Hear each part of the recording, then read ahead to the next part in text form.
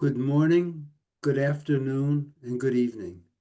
We are now heard across the globe. I am Alan Taylor, the president of the Middle East Forum of Falmouth, abbreviated as MEFF, M-E-F-F. For those of you new to the forum, we are a 501c3 nonprofit volunteer-run organization founded in 2006. Over the course of each season, we present a series of talks that represent a broad range of perspectives and opinions addressing the complex issues facing the Middle East. Needless to say, although American leadership has been trying to pivot to the Orient, the Middle East is in dynamic flux and even near catastrophe as it grabs our interest and demands our attention. Last week, we heard from Trita Parsi about Iran, with Bibi Netanyahu suggesting a Nobel Prize for President Trump, but no settlement in Gaza. Our gaze will remain on the Middle East.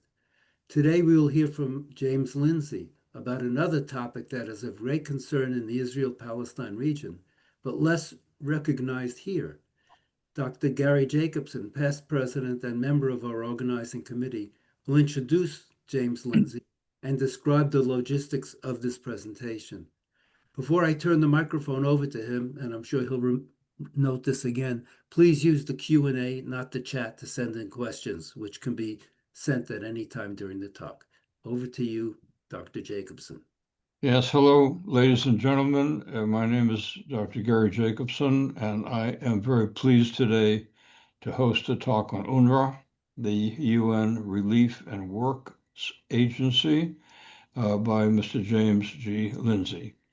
During Mr. Lindsay's talk, you're welcome to pose questions to him, and as Alan has just mentioned, please use your Q&A buttons and to do so, and I will bring as many of your questions to him after his talk as we have time for.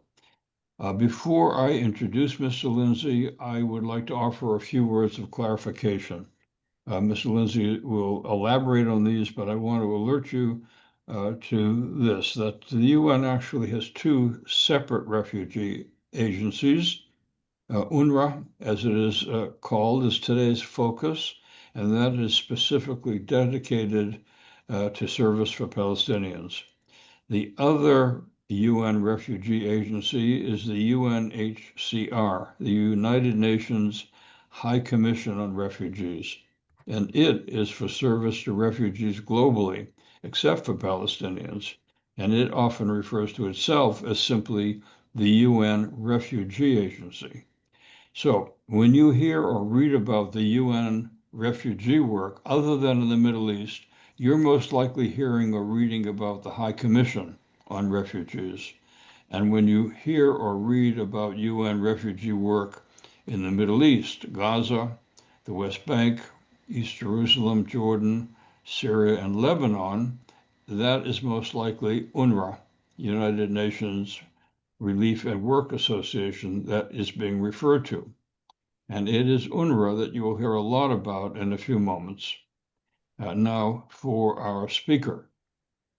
James G. Lindsay has a distinguished background in history, in law, in government, and in the Middle East. He earned undergraduate and graduate degrees in history at Ohio State and Hawaii universities before he served on active duty in the U.S. Army. He then earned a law degree at the University of Missouri at Kansas City. Mr. Lindsay served for 20 years with the U.S. Department of Justice, during which time he was attached to the Multinational Force and Observers Group in the Sinai. That's an international force overseeing the peace treaty between Egypt and Israel. He took early retirement from the DOJ to join UNRWA, Department of Legal Affairs in Gaza, and in 2002, he was promoted to head that department as its general counsel. In 2007, Mr. Lindsay joined the Washington Institute for Near East Policy as a visiting fellow until 2009, when he then rejoined the multinational force in the Sinai and eventually became their general counsel. He retired from that duty in 2015, and Mr. Lindsay has written and spoken about UNRWA in numbers of articles and appearances. And again, I remind you to please direct your questions to Mr. Lindsay by using your Q&A buttons. I am now very pleased to introduce to our audience Mr. James G. Lindsay. Hello, and thank you very much, Dr. Jacobson, for that kind intro.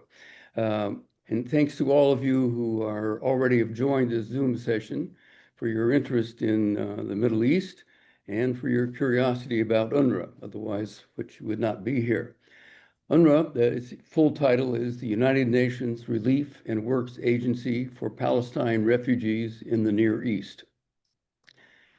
As Dr. Jacobson has mentioned, I spent the years 2000 and 2006 and part of 2007 as a senior lawyer, usually the general counsel, mostly general counsel for UNRWA. Most of that time was spent in Gaza from 2000 to 2005. So it's that experience and my subsequent research on UNRWA's history that brings me here today. That's why I've been invited.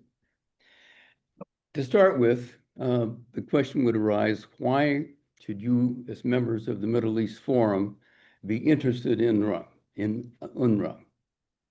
The answer is that UNRWA has played a part in what has been a decades-long turmoil in the Middle East resulting from the Arab-Israeli conflict, which at either a boil sometimes or a simmer often has continued since the creation of the State of Israel in 1948. Over the last few decades, the Arab-Israeli conflict has tended to abate a bit. It started really with the 1979 peace treaty between Egypt and Israel, continued with the 1994 peace treaty between Israel and Jordan, and most recently there's been the so-called Abraham Accords between Israel and Sudan, Morocco, the UAE, and Bahrain. And now there's been talk of possibly the Kingdom of Saudi Arabia joining the Abraham Accords, and even wholly unthinkable only a few months ago, there is the possibility of some sort of a détente or a non-aggression pact or something of that nature with Syria. So things are moving in the right direction vis-a-vis the overall Israeli-Arab conflict. The one exception for that is the Palestinian-Israeli conflict, which has shown little to no indication of abatement, and most recently has led to the terrible atrocities of 7 October 2023, which was then followed by the misery of the Israel-Hamas war in the tightly packed Gaza Strip. As the organization providing various forms of government-like services to Palestine refugees, that is education, healthcare, welfare, microfinance assistance, and what they call camp improvement, which is a sort of urban planning assistance. UNRWA is inevitably caught up with the Palestinian-Israeli conflict. And this is especially true since the General Assembly, which created UNRWA, has tasked it also with the, quote, protection, unquote, of Palestinians generally, not just refugees, but all Palestinians. Because of that, because of the intertwining of UNRWA with the Palestinians, it has invariably been caught up in this Israeli-Palestinian conflict. And as a result of its connections with the Palestinians, UNRWA is inevitably on the Palestinian side of the conflict, which of course earns it the support of the Palestinians, who are very supportive of UNRWA, but brings it into conflict with the Israeli government and Israeli officials. So given that sort of background, I want to talk today first about UNRWA's creation, how it came to be, then how it came to be associated with the Palestinians' political aspirations, as opposed to simply providing emergency relief and welfare. Then I will address its current status in Gaza and the West Bank. And lastly, I will touch briefly, because I think it's speculative in most cases, on what may be UNRWA's future, particularly in Gaza, but also in the West Bank. So the background. It makes sense to review a little bit of the history, some of which many of you may already know, but bear with me and I will go through this a bit. General Assembly Resolution 181, passed on the 29th of November in 1947, recommended a partition of the British Mandate of Palestine. That partition was presented as a possibility, and the reaction of the Jewish residents in the mandate and the Arab residents in the mandate was quite different. The Arabs rejected this concept of partition wholly. The Jewish population was accepting reluctantly, I think, because they wanted they wanted more space. They were anticipating that there would be a flood of refugees from Europe coming to their areas of the mandate.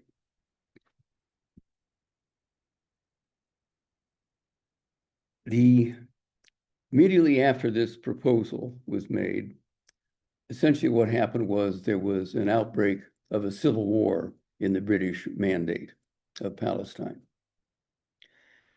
That continued until the middle of May, at which time the British Mandate came to an end.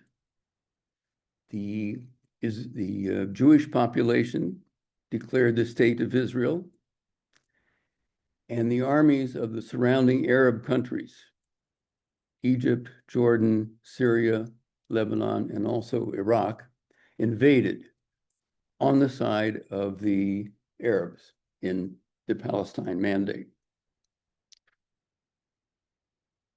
To make a long story short, even shorter, the active hostilities lasted until really the beginning of January of 1949, at which phase they came to a halt, and a series of armistices between Israel and these different armies occurred.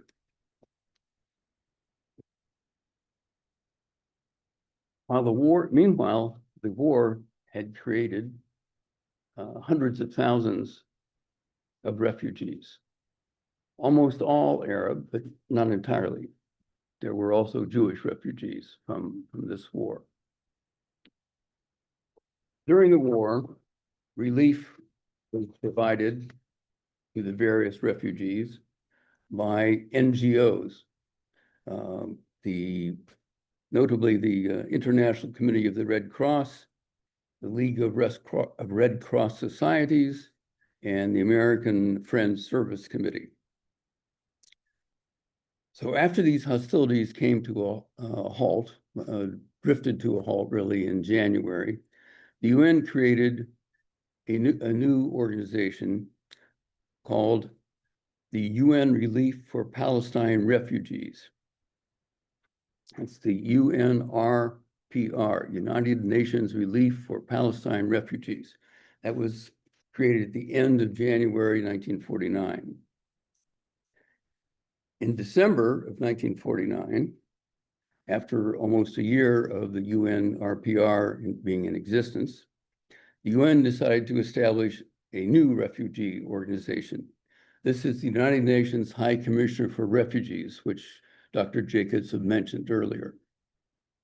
This was designed to deal with all refugee situations, originally just the refugees in Europe, but others as they came up.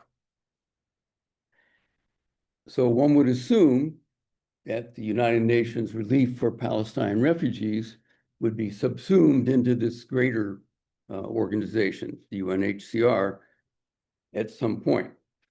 But in fact, that didn't happen. What happened was 5 days after creating the United Nations High Commissioner for Refugees, the General Council created yet another organization to replace UNRWA, and that was the United Nations Relief and Works Agency for Palestine Refugees in the Near East, the subject of our discussion today.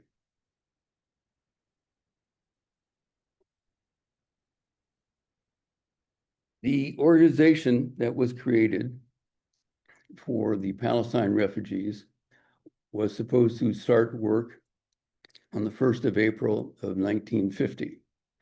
The UNHCR, which is supposed to be responsible for all refugees, was not supposed to start until the 1st of January of 1951.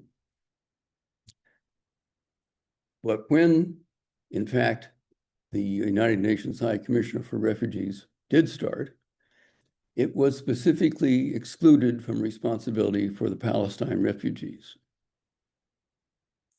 So you have two UN organizations dealing with refugees, one dealing with all the refugees and one dealing only with the Palestine refugees, as Dr. Jacobson has mentioned earlier. In addition, in the summer of 1951, the UN members signed off on a refugee convention, the Convention on the Status of Refugees, UN Convention on the Status of Refugees. That document sets out all the protections and all the privileges and all the limitations and all the definitions of refugees everywhere in the world, with one exception. That is, the exception being Palestine refugees. So as a result, you had these two organizations with quite different approaches to refugeehood and what should be done for refugees.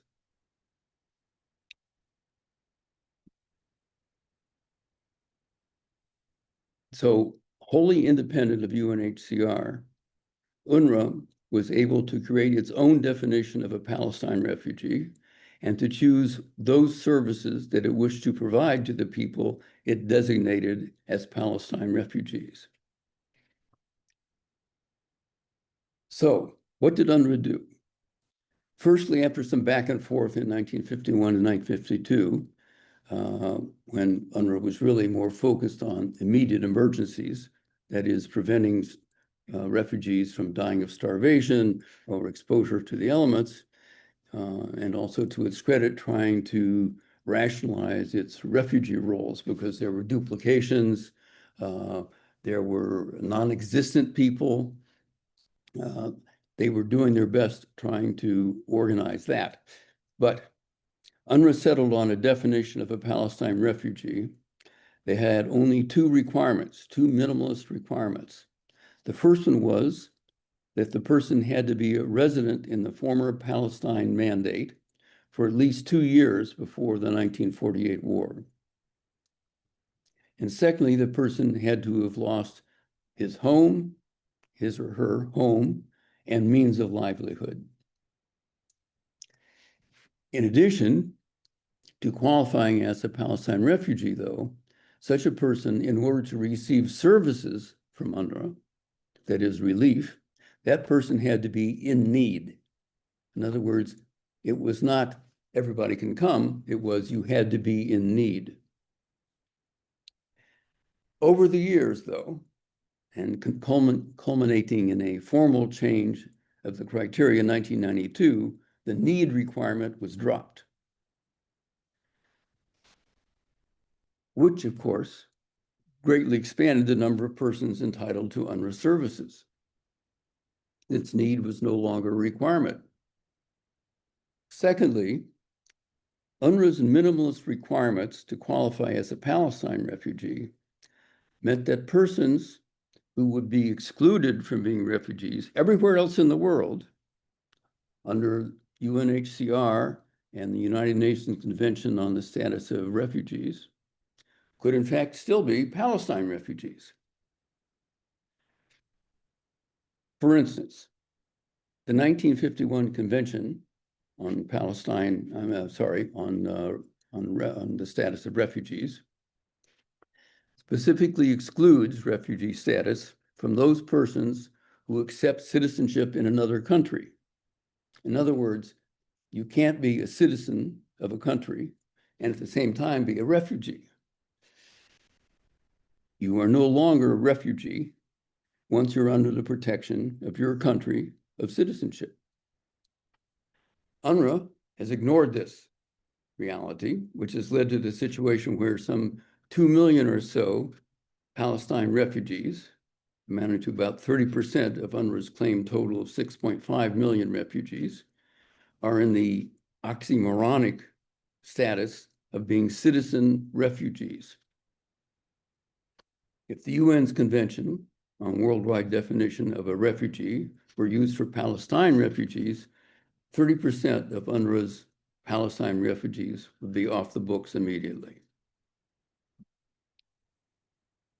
Another provision of the Refugee Convention excludes those who are recognized by the competent authorities of the country in which they have taken residence as having the rights and obligations which are attached to the possession of the nationality.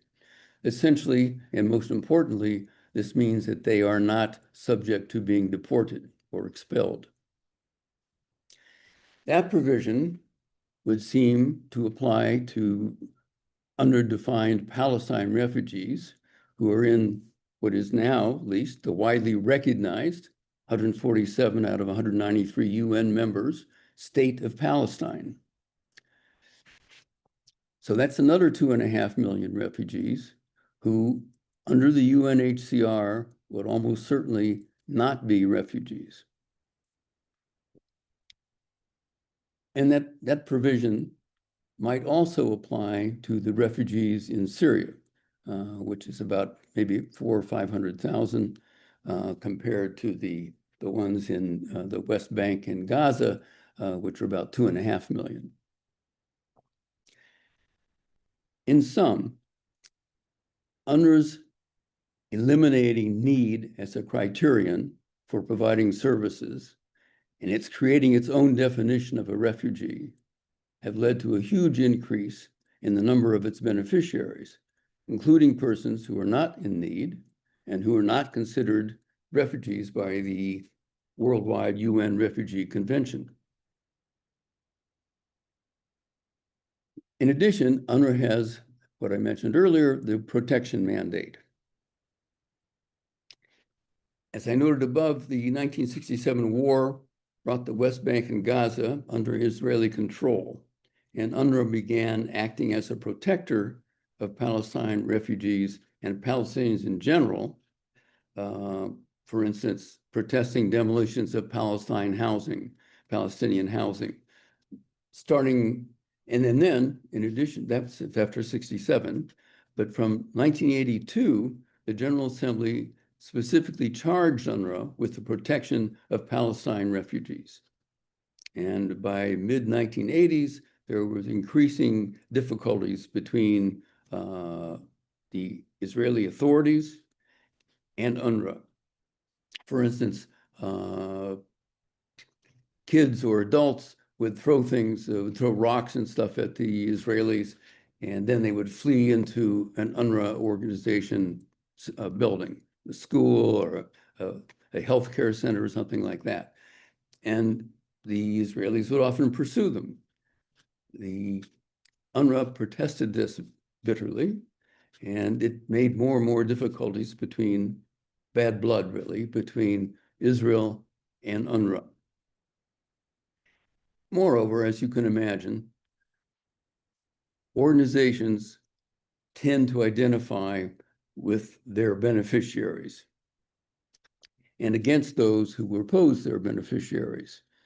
In the US State Department, identifying with those that one is interacting with in a foreign country is called clientitis. And my own experience in UNRWA is that that's certainly applied to UNRWA personnel as well. They were very sympathetic to the situation of the Palestinians, with some justification, but very antagonistic to the Israeli position. Thus, even before October the 7th, Israel was already opposed to UNRWA and considering it biased against Israel, including its protection mandate. But since the 2009-7 Hamas coup, Israelis, not unreasonable, the coup in Gaza, I'm sorry if you're not familiar, in 2007, the Palestinian Authority was expelled from Gaza by Hamas in a bloody, short-lived revolt for about 5 or 6 days, and they killed most of the senior Palestinian Authority personnel, and the others fled. But since then, Israel has basically considered UNRWA in Gaza to be under Hamas control, which to a very great extent can only be true, since the vast majority of UNRWA personnel are Gaza Palestinians. UNRWA has a total of about 30,000 staff members, of which fewer than 200 probably are not Palestinians.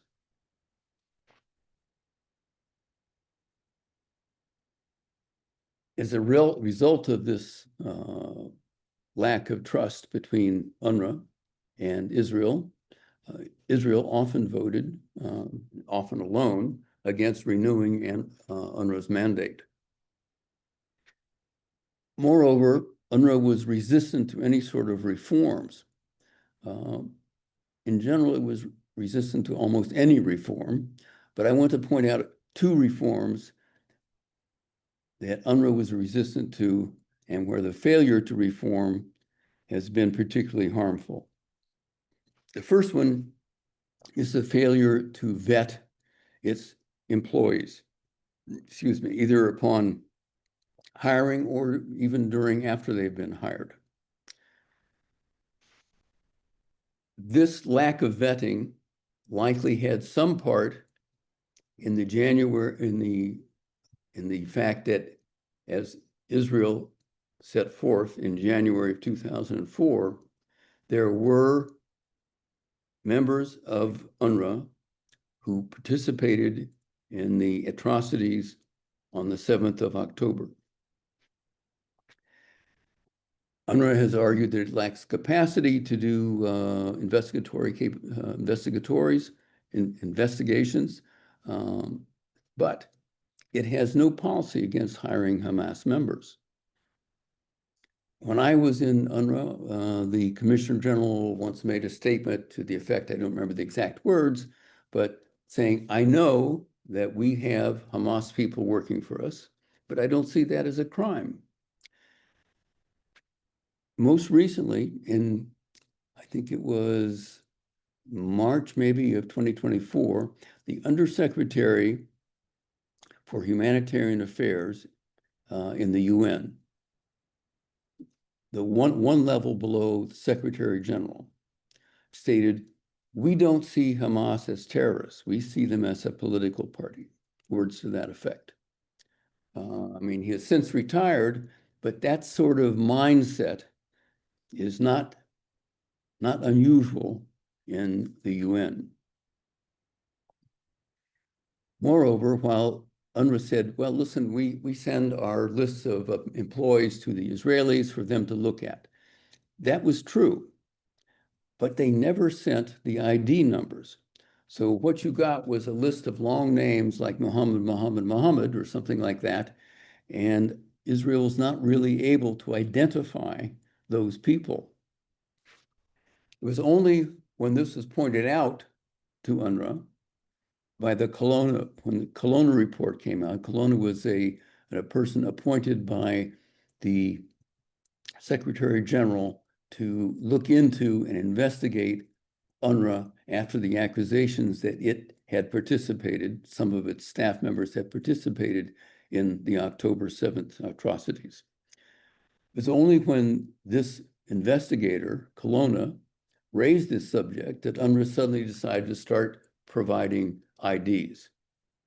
Moreover, even when I was in UNRWA refused to vet its staff members against a United States list of terrorists on the basis that that was just one country and it wasn't the UN. They can only do it against UN lists, which were quite inadequate and out of date.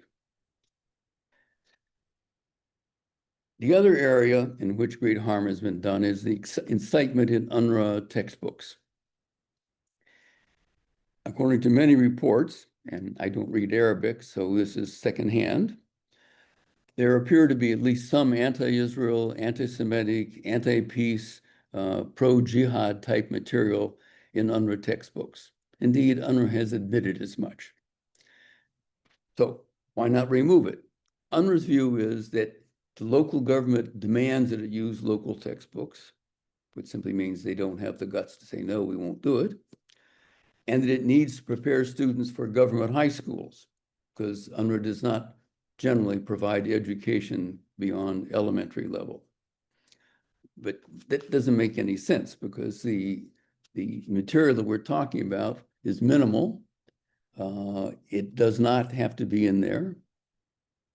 And even if it did have to be in there, UNRWA could simply teach both sides. They could say, this is the UN side, this is the Palestinian side.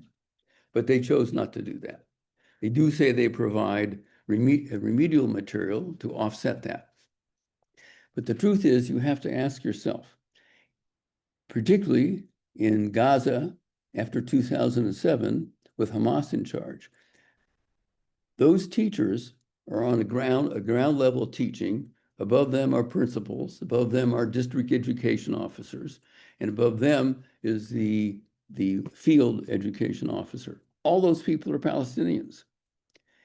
And they are subject, in a place like Gaza, which is a totalitarian terrorist government, they are subject to being told what to do by Hamas. Yes, UNRWA can threaten to fire them, but Hamas can threaten many, many worse things. So it would be very surprising if people on the ground were ignoring what Hamas told them to teach and were in fact teaching what UNRWA supposedly tells them to teach. So the education was a serious problem as well.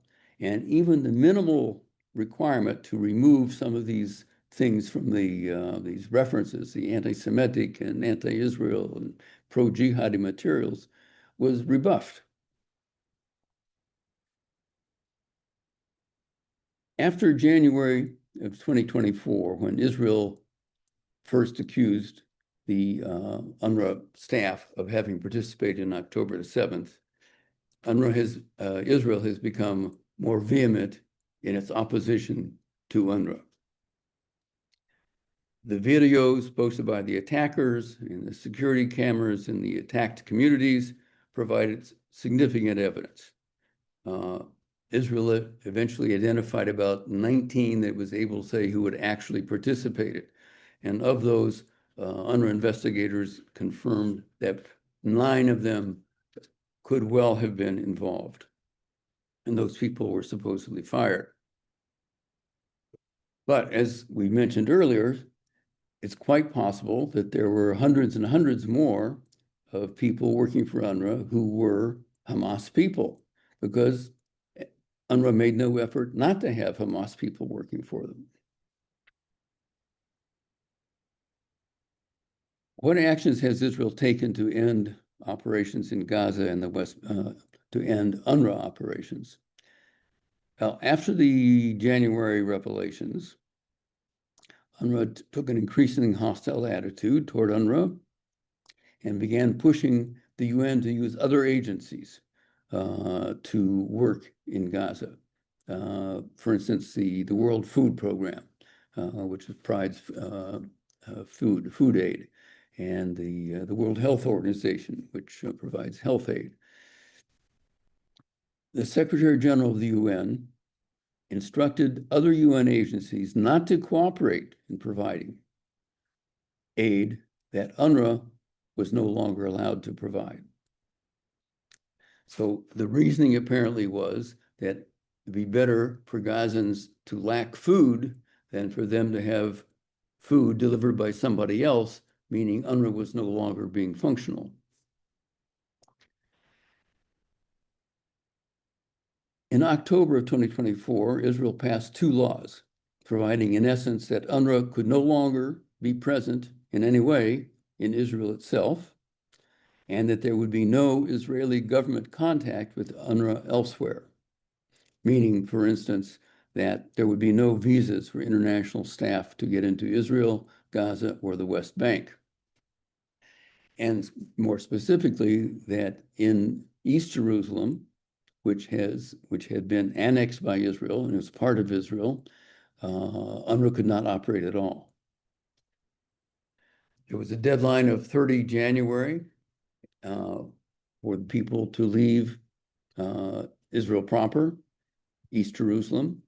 And in fact, the UNRWA personnel and their equipment and their files and their vehicles all left those buildings in East Jerusalem by the 30th of January. There was some delay in ending some of the schools. The Israeli government waited until May before it closed, I think, a total of 6 schools and UNRWA-run schools in East Jerusalem. Currently, UNRWA says it's still functioning to the best of its ability in Gaza and the West Bank. That is using only local staff, since there are no international staff. None of them have visas to get into those areas anymore. Meanwhile, in May of this year, just a couple months ago now, a new organization, the Gaza Humanitarian Foundation, which frankly seems to be a creation of the Israeli and American governments, and is staffed by Americans and locally hired Gazans, has been providing food aid in parts of Gaza. The United Nations says that the US-backed distribution plan does not meet its long-held principles of, quote, impartiality, neutrality, and independence.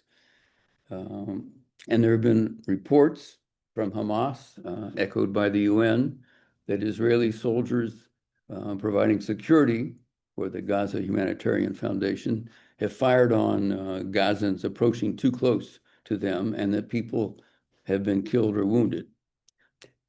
It's not really clear. It's the Israeli government has admitted that it has been reviewing what happened and learning lessons. That suggests to me that something went wrong. At the same time, the Gaza Humanitarian Foundation says that the reports which come from Hamas and from the UN are simply not true, that there have been no firings around their distribution areas, contrary to what Hamas and the UN have been saying. It's not really clear how many people have been killed because, again, the reports that are put out are coming from Hamas, from the Gaza Hamas authorities. It's not clear how many have been killed. It's not clear who has been killing them. Hamas and the UN both oppose the Gaza Humanitarian Foundation providing aid, and the Gaza Humanitarian Foundation says its personnel are being killed by Hamas, which I just saw in a report today there is a report saying that the Americans have confirmed that that is the case. I do not know if that's true, but that's what they're saying.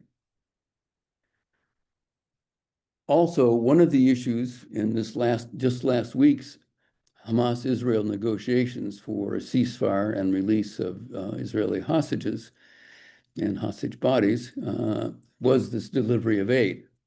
Hamas wanted to change the Trump terms, which is, quote, aid will be distributed through agreed upon channels that will include the United Nations and Red Crescent, to instead have aid delivered by, to the Hamas people wanted aid to be delivered by the United Nations and the Palestinian Red Crescent.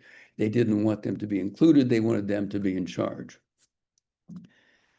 Meanwhile, Israel has said it's arming local clans in Gaza who are opposed to Hamas. Hamas has called the Gazans working for the GHF and the armed clans traitors, and has threatened them. And as I said, the humanitarian foundation itself says that some of its people have already been killed and tortured. In essence, the problem here, the struggle between Israel and UNRWA, is that UNRWA sees its raison d'etre, the continuing delivery of governmental services to the Palestinian refugees until a just and durable solution to their plight is found, quote unquote, however long that takes. The refugees, tacitly supported by UNRWA, see the solution as their return, quote unquote, to what is now Israel, while Israel sees the solution as the refugees integrating into the areas where they now live. So what is UNRWA's future? Well, to predict UNRWA's future in Lebanon, Syria, and Jordan is probably not too difficult. Those countries have and will rely on UNRWA and its donors to fund services to the refugees they would otherwise have to fund themselves, just as has been the case for the last 75 years. Recently, UNRWA has provided assurances that it's providing services without any interruption in Syria. Jordan is stable. There's no reason to suspect that any change in the relationship there. Maybe some slight change in Lebanon, where Hezbollah, which in many ways ran the country, used to give the Palestinian refugees considerable latitude to mount attacks on Israel from Lebanese territory. And the reports now are that Hezbollah has told them not to do that. They should not be attacking Israel. This, of course, is a result of recent activities the last year or so when Hezbollah has been badly mauled by the Israeli army. UNRWA's future in Gaza and the West Bank is less clear. The savagery of the attack by Hamas on 7 October, joined in some cases by ostensibly civilian residents of Gaza, has greatly hardened Israeli attitudes toward UNRWA and to Palestinians generally, for that matter. At the same time, the war in Gaza has immiserated almost all Gazans. If it's left up to Israel, which seems to be the approach of the present US president, I suspect UNRWA eventually will be ejected from Gaza.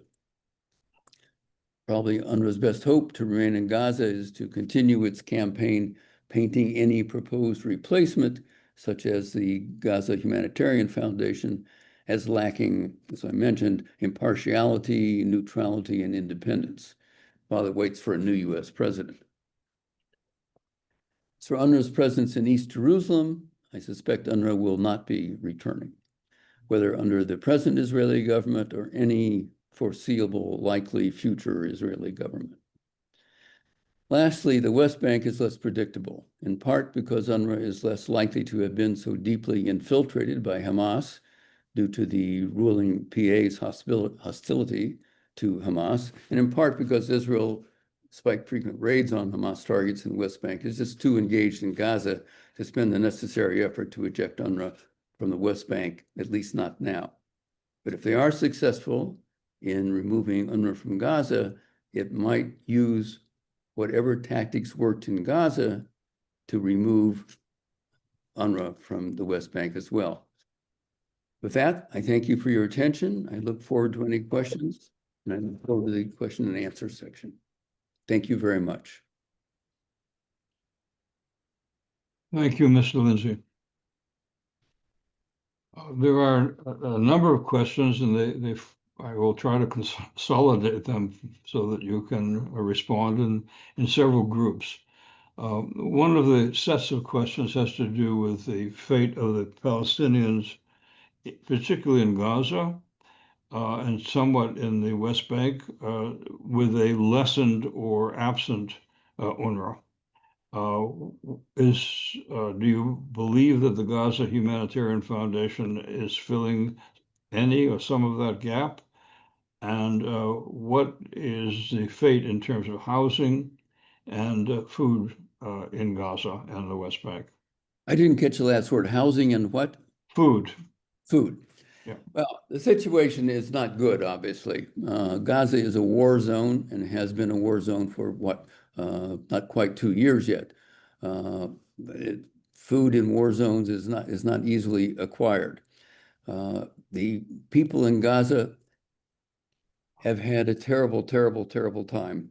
A lot of people are dead. The figures we hear, of course, may or may not be true, but it's undeniable, first, that a lot of Hamas people have been killed. The Israeli government has admitted that they have killed a lot of Hamas people.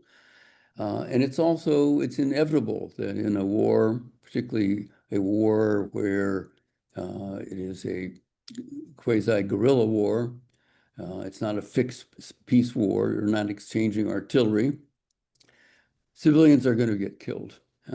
It's tragic, and there are thousands and thousands of them in Gaza who have been killed.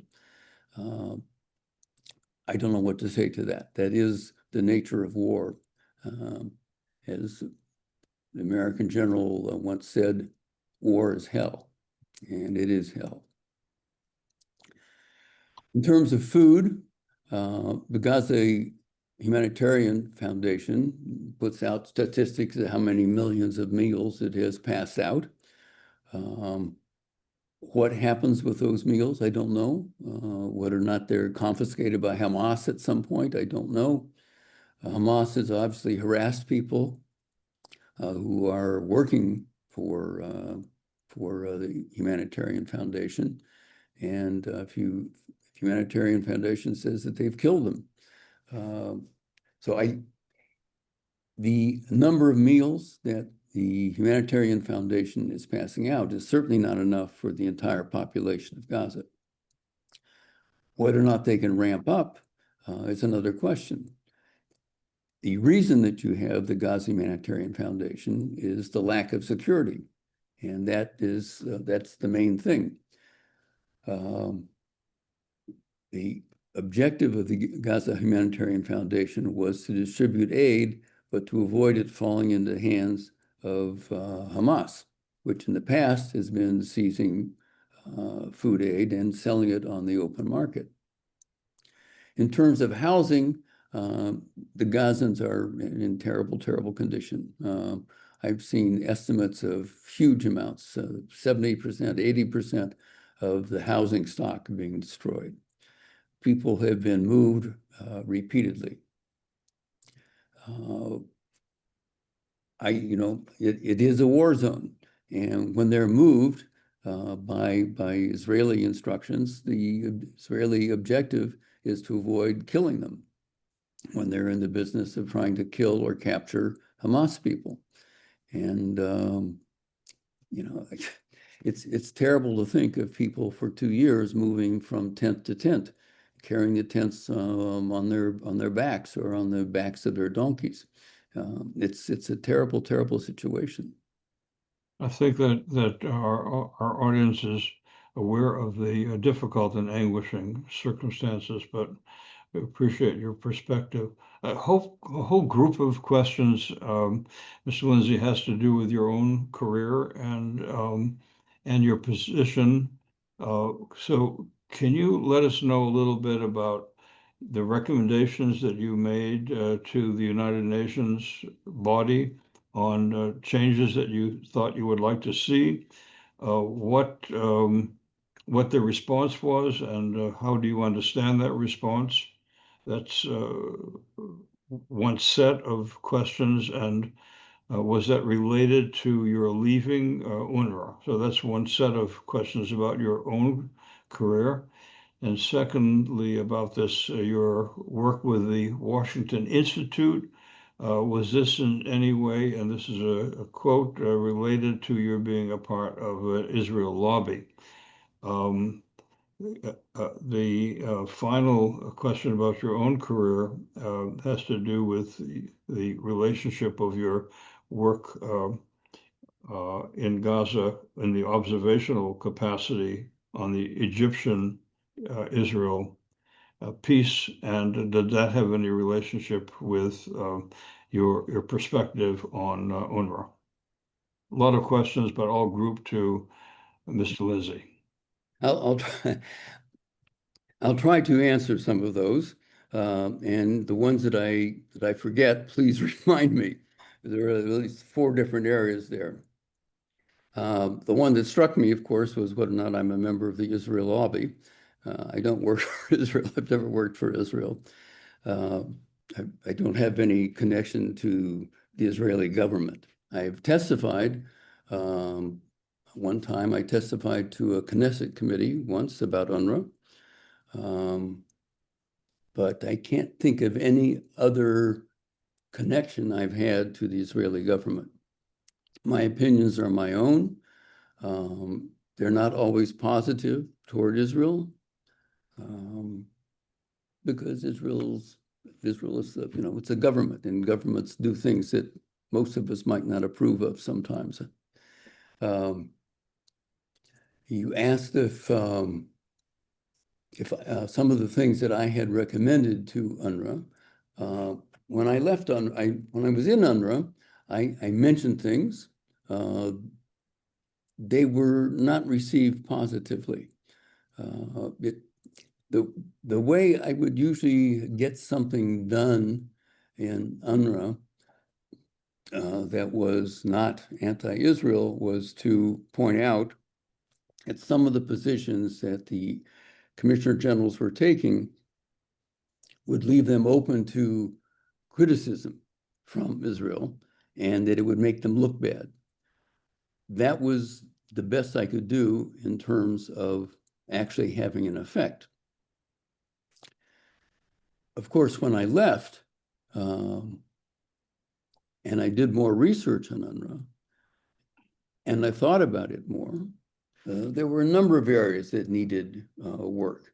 And I elucidated those in a 2009 monograph or article about UNRWA, which I did for the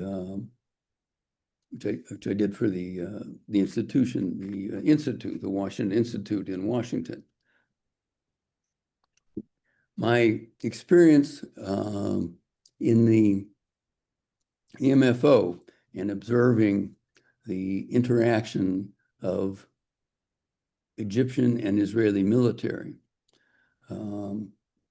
was that the military people had a certain amount of mutual respect, and in the areas that the MFO was working in, they were largely cordial. It was not a hostile relationship. These were working level people at the brigadier or major general level, not people at the very top, but significant people with experience, and they seemed to get along okay. Obviously, there are issues of state on which they would differ, but generally they got along quite well. I know I've missed at least one. I think I've answered 3, but there was another one maybe. In terms of your leaving UNRWA and your decision to leave and this relationship, was there any relationship in perspectives between UNRWA and the observational group overseeing the Israel-Egypt peace? I'm sorry. Was there any relationship between the organization overseeing the Israeli-Egyptian peace, the observer group that you were a part of and eventually became head counsel for, and UNRWA? No, they were completely separate. The multinational force and observers, I think, took care they were aware. In Sinai, when I was there was a UN force in Sinai. It was not a very significant force. It was quite small. And sometimes when they needed help, we helped them. I think I remember a medevac. We sent a helicopter to pick somebody up once who had been injured. But we had there was no formal contact. I don't think the Egyptians would have been happy about that. I think they would have been happier to have them dealing with the MFO and them dealing with the UN and not have the MFO and UN interacting together. There are a number of questions that have to do with the perpetuation of UNRWA, and among them are these. What was the reason given for dropping the need requirement for refugees that you referenced? And who was it that made the decision not to merge the two refugee organizations, but to keep UNRWA separate and thus perpetuated? And finally, along with this, one of One our at a time. I'm not going to remember all of these, Gary. I will try to merge them so they become at least knowable as one. One has to do with the perpetuation of UNRWA. How did that get perpetuated? And what by what authority? And as a part of that perpetuation, the dropping of the need requirement and the failure to merge with the High Commission. So it has to do with the authorization and and the and the power behind the perpetuation of UNRWA as an organization. So bottom line is, how did it come about? Why were these two organizations created instead of one? And the basic answer is that these events occurred during the Cold War. And the West was intent upon keeping the Arab countries out of the Soviet orbit. And this was something that the Arab countries wanted, and it was the sort of compromise that the Western democracies, principally America, were willing to do in order to achieve that aim. The Americans, in fact, at the beginning, they funded about 75% of the cost of UNRWA. Now, of course, it's zero with the Trump administration, but during other recent administrations, it's been more like 30% or something. It's way down from the 75, but still a very major amount. So that's how it came about, and that's why it came about. Yes, thank you. That's a perspective we had not heard clearly enough before. One of our listeners offered a quote by President Reagan in regard to the perpetuation of UNRWA, that President Reagan observed that a government bureau is the nearest thing to eternal life we'll ever see on Earth. I think this the other set of questions have to do with financing. And can you explain how UNRWA has financed and how that may be the same or different from the High Commission? And also, how is financing, how is there a money or financing going on now in the Gaza Strip? Is that by black market? Is there any formal financing there?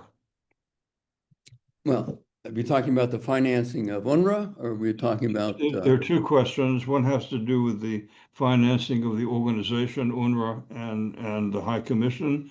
And the other is how is business, in fact, being conducted in Gaza currently? Well, firstly, the High Commissioner is funded from UN funds assessed against the members of the UN. I believe that's the case. This is not, I've never worked for them, so I'm not absolutely sure, but I believe that's the case. With UNRWA, I am familiar, and UNRWA is funded principally by donations from countries. There are donations from non-countries. There is an organization in the United States, for instance, called I think it's called the U.S. Friends of UNRWA, and they raise money for UNRWA. But principally, the money that comes to UNRWA comes from voluntary donations by various countries, of which the United States has been one for many, many years, other than the Trump years. The amount of the American contribution, as I mentioned, has been going down over the years, even before Trump. And right now, the UNRWA they complain that they are firstly in great need because of the mess in Gaza, and to a lesser extent in the West Bank as well. And secondly, they don't have the American contribution, which has cut down their funds that are available to them to do the work that they believe they need to do. If I missed anything there, tell me. No, my apologies for, although I did want our readers to have their questions asked, and to the best of my ability, I've asked them, even though they may have come in multiple. So thank you for attending to them. And I think that our time for questions is over with, and I want to thank you for both your talk and your responses, and turn this back to our President, Alan Taylor. Thank you, Gary. It's been a pleasure.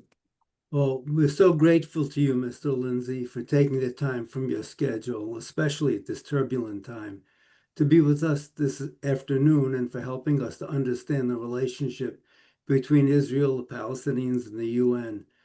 I am particularly grateful because even though I personally read an awful lot about the Middle East, I really did not know as much as you were able to illuminate for us about the relationships between UNRWA and the UN and the other governments involved.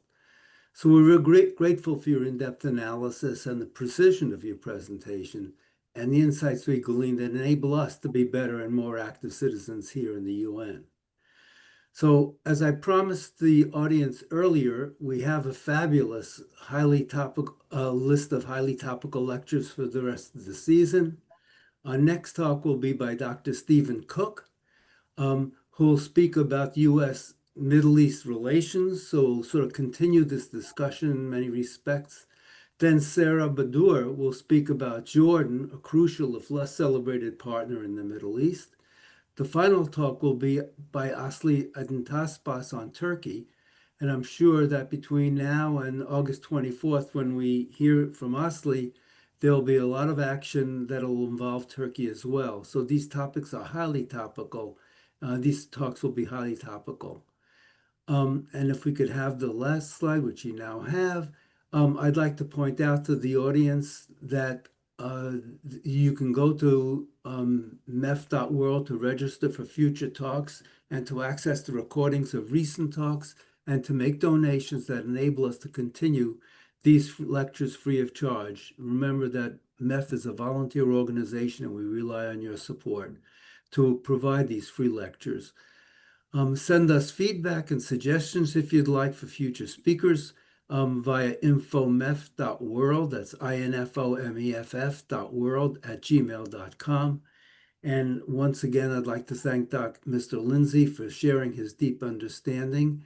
And thank you all for participating in this webinar, and have a good rest of your day. And we'll see the audience on 27th July at 5 p.m. Remember, going back to 5 p.m. for Dr. Cook's talk about sorting out relationships between the U.S. and all the Middle East. Thank you and have a good afternoon.